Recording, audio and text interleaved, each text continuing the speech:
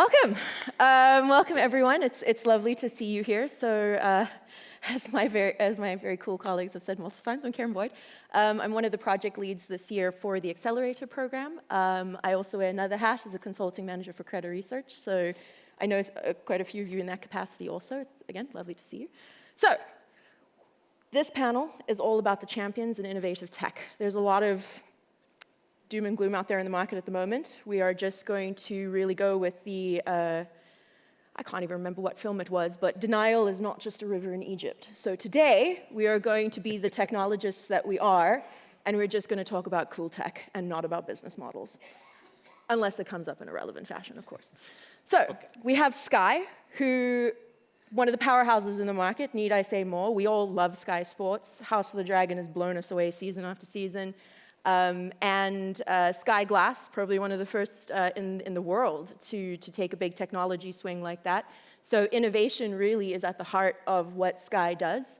Then we have OBS. I mean, do we need to say anything about the Olympics? I mean, I know we're all like fans. The world is one of the most globally significant sporting, not even sporting, just cultural, global phenomenons every other year. And a lot of pressure to get that right. And as Mark has already said, a bit of a poster child for really what we can do in the Accelerator program and deploy into the market.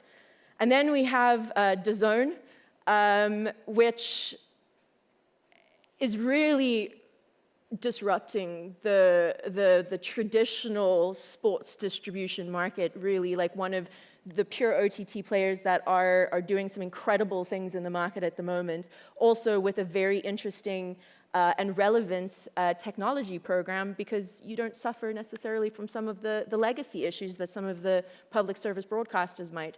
So we have heavyweights on this panel, so let's get into it. So, Christina, we'll come to you first. What is exciting you at the moment in the world of media technology? I think it's a time where we see a lot of different ideas and disruption. And what I like the most is that we see things happening at a speed. For the last 1 year and a half, we've been surprised by how fast we can get with some of these new ideas that otherwise would take many, many months and years to happen. And when you've looked at this in the last couple of years, where have you been investing? Because it's a difficult market to know where to go at the moment. Well, for me, it has been clear all the way. We went cloud more than 5 years ago. Massive shift. We have to change the ways of working, the culture, the skills. But what cloud was bringing to us in terms of a speed to market, ability to scale up and down for everything that's event-based, like the sport, is fundamental. We put a lot of emphasis on the data. You really need to know from the consumers to the back end, and you need to connect that data to deliver value. That was essential. And that was paving the way to AI.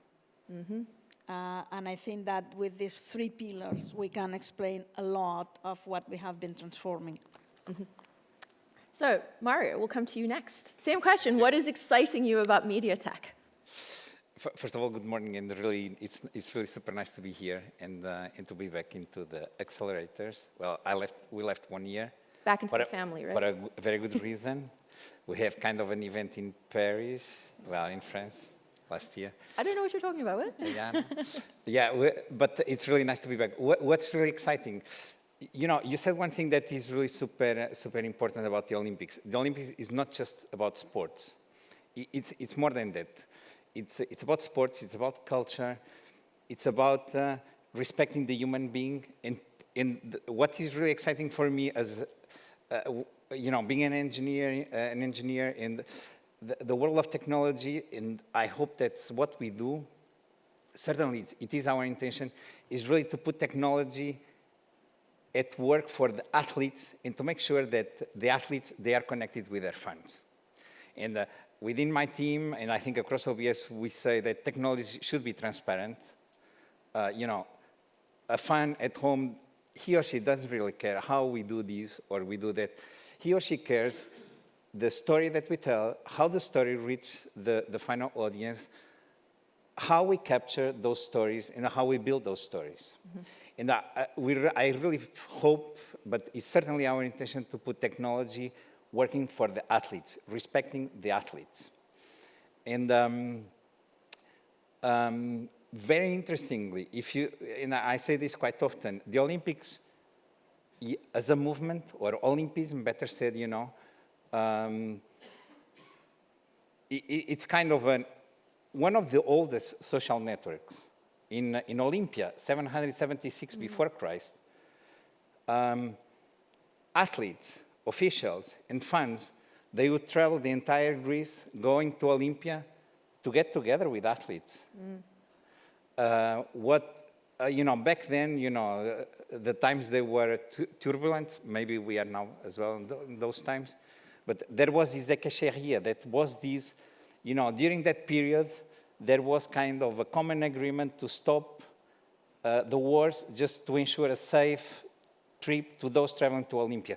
It was really a gathering of athletes, officials, spectators, to watch the best athletes performing. And guess what it is, the Olympics, or the Olympic Games nowadays? It's exactly the same. It's not anymore Olympia. In the case of Paris, it's not anymore Paris or France, it's the entire world. And the way we use technology is really to make sure that the entire world is connected, and at any point in time, someone should be, respectively of their location, should be able to receive live content from the Olympics. It's not yet possible, but that's our goal. The goal is really to make sure that anyone in this planet, he or she can receive the Olympic Games live and enjoy, the effort, the emotions that they're going on in the field of play. And that's how I'm excited about technology. To be a little bit more specific, I think we'll talk a little bit later, but yeah, we do use, 5G,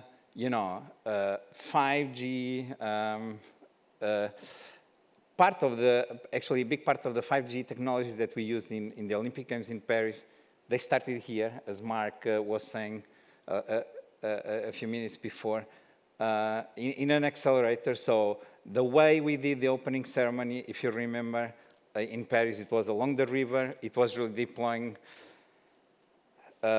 mobile phones on the boats of the athletes' parade, connected through a private 5G network. But this technology started here in the accelerators. I don't remember when, but 2021 or 2022. And it was really a group of broadcasters and technological partners getting together. So these are small things that enable us to capture more content, nicer content, cooler content, and bringing it back to the spectators. But, and I finish, to summarize, we embrace technology to make sure that you at home, you can get the best possible experience if you are unfortunate not to be at the stadium.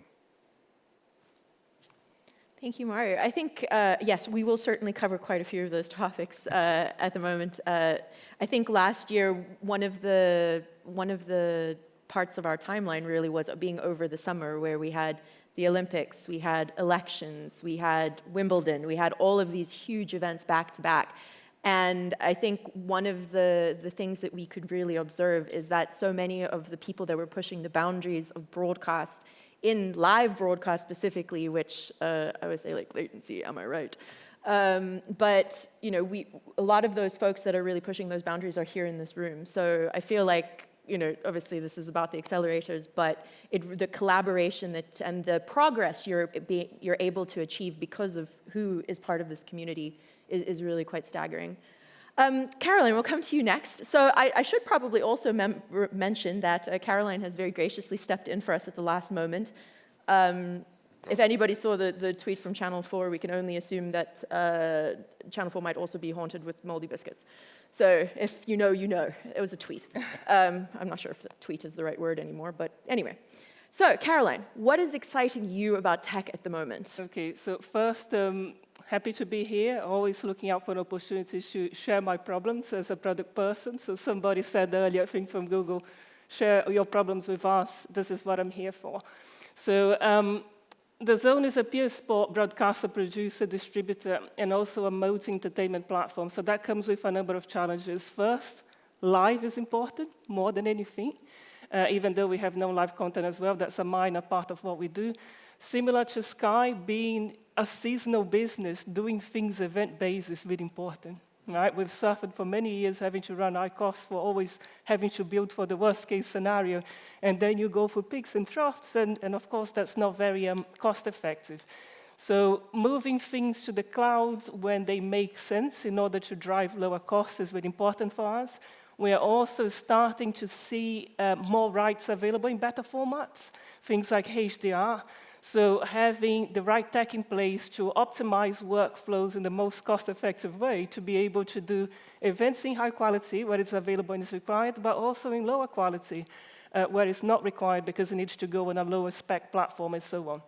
Then, of course, we've got an opportunity to optimize our entire content supply chain, all the way from things being done on site to being produced and distributed to the platform. And for that, we are looking at AI as well, but in a way where the business case actually makes sense. Not just for the sake of it. There are certain initiatives where we are looking for innovation to be able to enhance the customer experience. Like, for example, an opportunity we would like to explore is, could we use AI to be able to provide in real time, because live is important, facts, stats, things that people really like as sports fans based on something that they've just watched on screen right now. That even a human commentator could do that quickly because they wouldn't be able to tap into a database of trivia so quickly. So that's kind of where we're at, trying to optimize costs, provide a better customer experience, and making sure that all those things make sense in terms of finance. I want to stick with you, Carolyn, for a second and pick up on something that Christina mentioned about data. I think everybody in this room can, every time somebody mentions data, you're like, because it is such a challenge to consolidate it, to make it make sense across different silos in the business, which even if you try and get rid of silos, there's always going to be silos. And so how do you approach that? Because really, when you're looking at AI and trying to deploy it anywhere, the first thing you need to go to is, what do we have? Like, what data do we have, and what are we trying to do? How do you approach that? It's not an easy question to answer, being completely honest. I can see Christina smiling because I'm sure you're going through the same challenges that we are. We are trying to do this in chunks and trying to solve the problem at the most granular level. So for us at the moment, sports does normally come with some sort of data feed, so it does kind of help. So we are focusing on those user cases for data first. If you're taking in a live feed, if you're doing image recognition, can you also take this sports feed to be able to harness all of the key moments that are already included? We also take that data in-house and we do some further modifications to make sure that it suits all of the user cases that we have. One of the challenges that we've got at the moment is the translation of that data for all of those user cases. It doesn't come fully packaged with a bowl on top and ready to consume. And at the moment, we're still doing that in silos of workflows, right? So what we're really looking to hopefully do is have a central hub that provides a number of outcomes, not just on the content production side, but actually being able to take that all the way to the screen to be able to deliver a better experience for the customer. And that would imply being able to pull that data back in some way to provide a more personalized experience. And I think this is where the challenge really comes in. Yeah, absolutely. So let's talk about then how we identify areas that potential areas for innovation within a business and how you prioritize those. Christine, I'll come to you. So Sky has enough incredible technical talent that you would likely never have to look to the vendor ecosystem if you didn't want to. But clearly, being here, there's value in collaboration. How do you look at innovation internally and try and prioritize how you're going to approach it, who you're going to approach, how you're going to incubate it, and then prioritizing that on top of business as usual? I think we are quite unstructured. I don't think we have a clear process. I don't have an R&D team, not even an innovation team. I think it runs in the DNA of people. People that want to do things differently.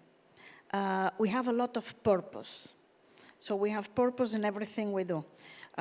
You want to do it better, you want to do it more efficient, you want to offer something new for the customers, and that runs in the culture of the teams. Innovation happens in every single team, and it happens at a speed. I come back to that. I was hearing before the proof of concepts. Forget it. I want an MVP. I want something I can run and test. I don't want to re-implement it again. We are going to get feedback. We are going to move fast. And I think that this is what we have moved to. So when somebody comes with an amazingly big idea, say, break it down in 3 months, show me something that works. We learn from this and we will keep moving. And I think that we have more and more the mindset of the continuous innovation, very quick feedback, some things that work, that solve problems. And you cannot do that alone. When you have the ambition to go so fast, you have to do it in partnerships. There's no way we can have the technology ready by when we need it. But I'm sure somewhere out there has it. I just have to find it. Yeah. And then what my teams take as the challenge is to bring it in. Complex integration, everything to make it happen. That is where we shine at best. But the key elements, I find so much inspiration in the industry that by no means you should try to do it alone. That would be my recommendation. Absolutely. How does that resonate with you, Caroline? I saw you nodding. Sounds very familiar. And I think your challenges are probably similar to ours, Christina, in the sense that the POC can make sense in a lab somewhere, but then how do you bring that into the real world? Even if it solves the smallest possible problem so that you can prove that it will actually work, especially when you're working live. Right? This is one of the key challenges we are finding with AI solutions that come to us. The moment you go, can you do it live? Can you do it mass scale, globally, to millions of customers everywhere? Then you take a step back. So I think breaking problems into chunks, bringing them into a real-life scenario, even if you do your lowest possible tier event, just to see if it works. And it doesn't break everything else, right? Because then you're talking about workflow components that have to somehow connect with everything else and follow through to deliver a stable and highly available experience to the customer. I think this is the main thing. Absolutely. And I think there was a technical paper, I think, released by the EBU last year on the 5G experimentation by some of the public service broadcasters in the European market. And this seems to be exactly the way that 5G has been deployed, where it's, let's figure out if we can use it here, and then if we can use it here, then we'll bump it up in terms of priority for deployment across our other facilities. So, I mean, a very interesting and I feel like a very well-supported way of working in the industry. So, Mario, to you, you are definitely not going to be short of folks that want to work with you. Why the Accelerators program? No, we are not short. Also, the size of the Olympics requires a lot of partners. I stress partners. Why the Accelerator? Because here we really get a nice bunch of people, colleagues. We share the same problems, by the way. Regardless if I have this problem every 2 years or as if Sky doesn't, they have it every day. But the problem in itself is the same. So why not to partner together with our partners, providers, in write down the problem? Can you come up with a solution that works in 6 months or in 1 year?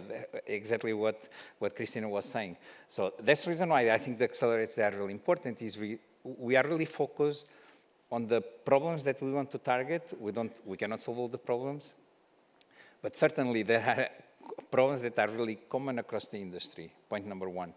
And point number two, I think an important aspect is, at the end of the day, the broadcasting industry is not that big. So, when we put ourselves and we compare ourselves with other industry, it's relatively small. So it's a good idea that we partner to increase the size and to raise awareness of the problems. And I mean, it's really super nice to have all these champions and technological partners assisting us, because we really do need this interactivity and feedback. Otherwise, if DAZN is alone solving its own problem, OBS, we are alone solving our problems every 2 years, good luck, but we certainly wouldn't be where we are nowadays. And the other thing, just to piggyback on what Christine was saying, yes, we have the chance to have the Olympics every 2 years. Thank God it's only every 2 years and not every year. In the Olympics, we really don't have time to test things. They really either work or they don't. The complexity that we have in the Olympics is really the amount of different sports that occur at the same time. So challenge like data that Caroline was mentioned, we have this amplified by 40 times, because each sport has its own rules, they have their own logics. So for us to articulate this data and to be able to expose it to the end user, in itself, it's already a challenge. So if there is someone in the audience willing to address this problem in a cost-effective manner, we are really super keen to. But these are just small examples of the challenges that we face and how we try to address them. In OBS, the way we address them, we don't have as well an innovation team.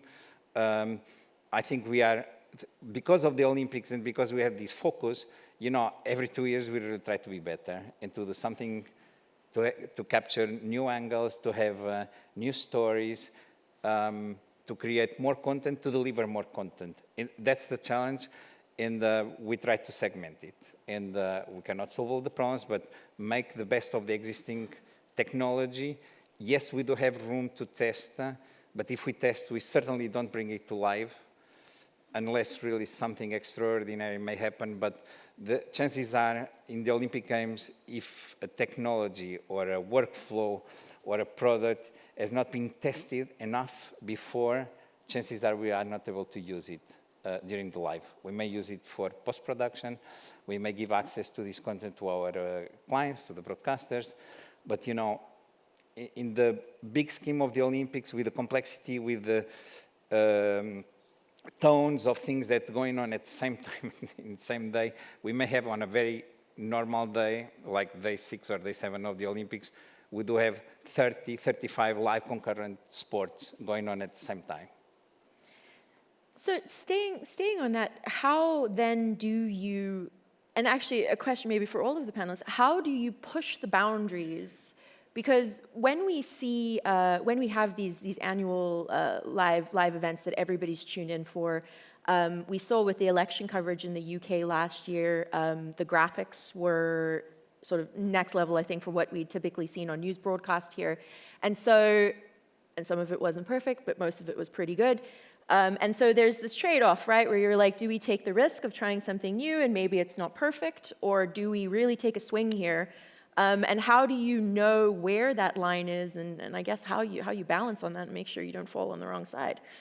Yeah, I mean, in our case is test.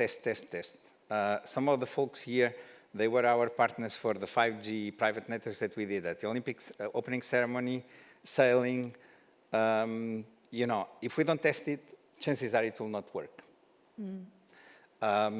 Even if, it's not even a POC. The POCs, they work.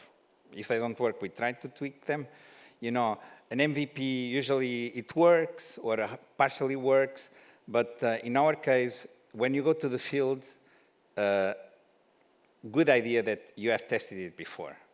And actually, I really remember some of the complaints from our partners because on our way to Paris 2024, of course, we could not test sailing 5G private network whenever we wanted. We had to have boats, permissions to go into Marseille, permission from the authorities.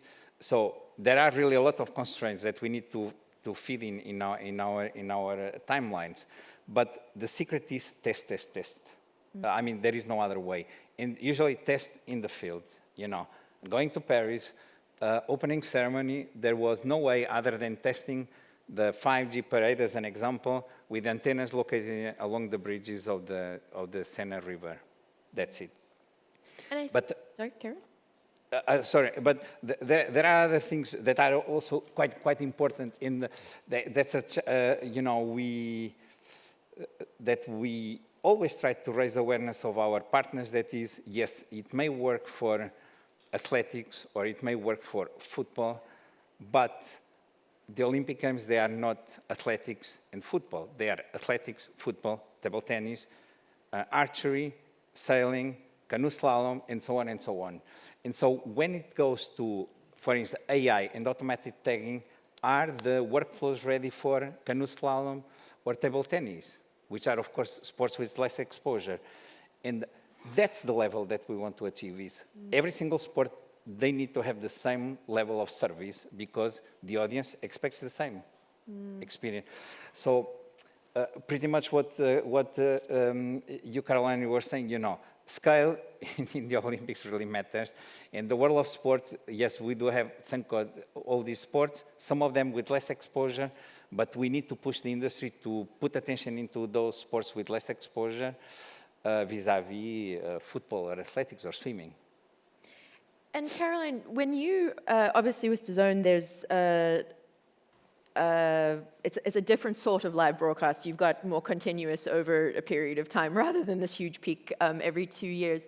Does that make it easier or harder to implement new innovation? Because DAZN also has a really interesting setup as far as regional hubs for some of the, is it the production, I believe, of the sport? That's right, yeah, we are truly global. So that means that we try and govern how we do things centrally for economies of scale more than anything as much as we can, but every market will have its own nuances, sports that people care about, and certain sprinkling that needs to be put on top for each of those individual nuances.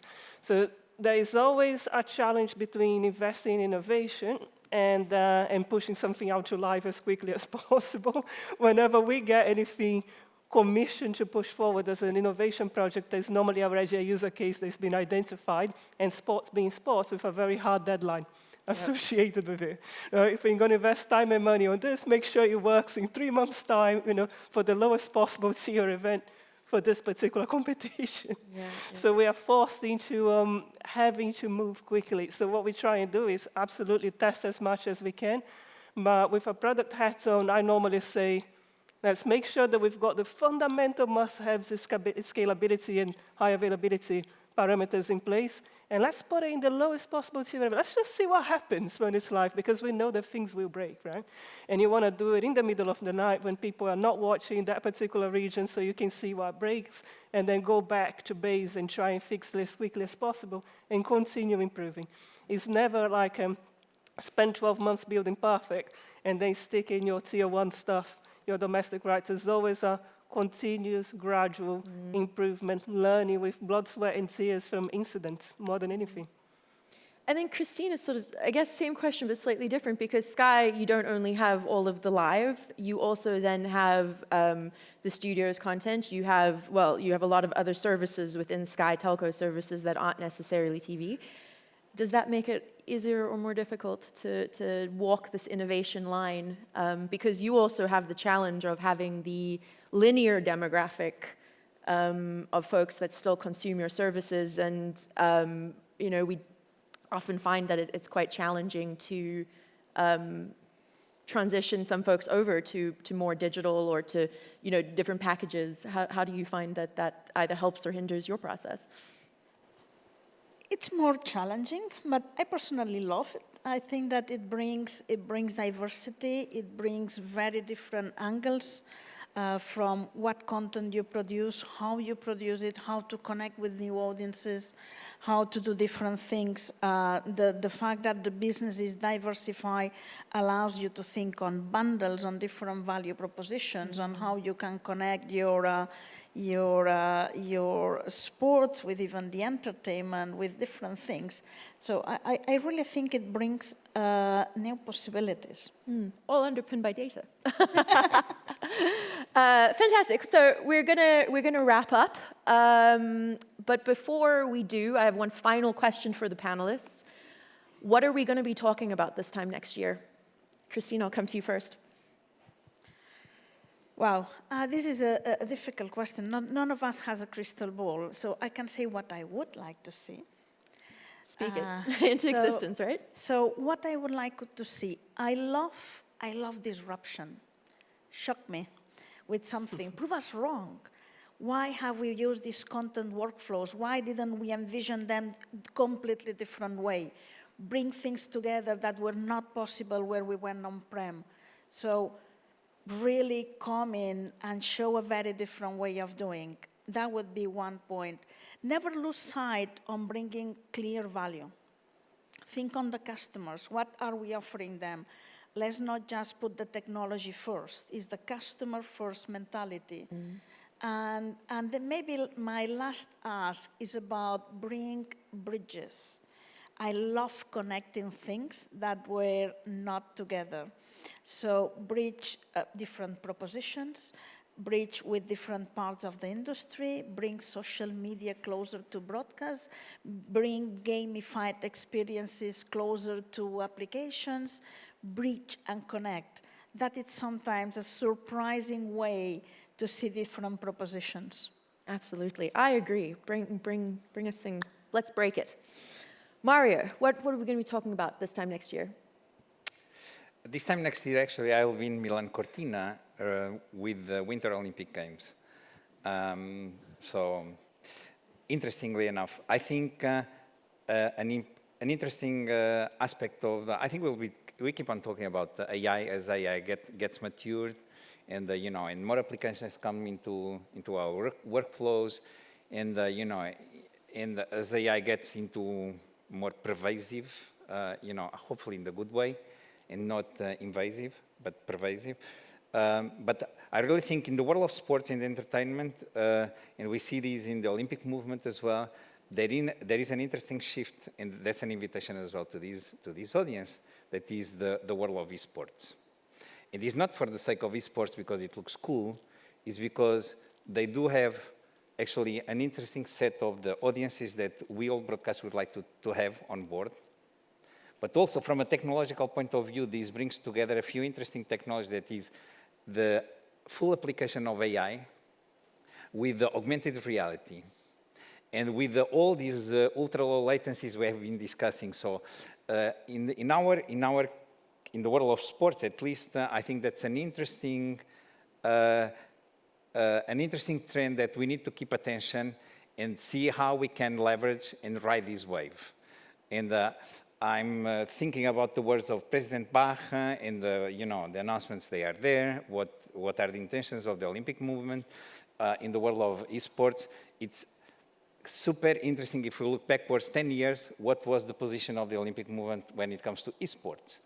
Interestingly enough, we now understand that the e-athletes, they are athletes, like any other athlete. So, and we as broadcasters, in our case as the host broadcaster, we do want to make sure that these athletes, the sport athletes, they get the same exposure as they deserve as any other athlete. And I think we'll be tackling on AIs, augmented realities, ultra-low latencies, to enhance this experience and to help them to get the exposure that I think they deserve, and they are getting, by the way. Yeah, rightly so. Caroline, what are we going to be talking about this time next year? Okay, my wish is that this time next year, we actually keep it simple, and we pull all of these wonderful things that we're looking at the moment, like AI, software-defined tooling, all of that stuff into a world that is truly orchestrated, interoperable, so that we can actually build a business case to say, I can see 30 million coming off my budget by deploying all of these things to deliver tangible outcomes, right? So let's just say for now, what we do today on-prem and with isolated cloud tools or whatever is all coming together to actually say, right, now I've got my savvy, I can deliver something that is really available at work, and I can go and focus on innovation. Fantastic. This is what I hope for. Well, guys, there's your challenge. So, Christina, Mario, Caroline, thank you so much for joining me on stage today. If we could all give them a round of applause, thank you so much.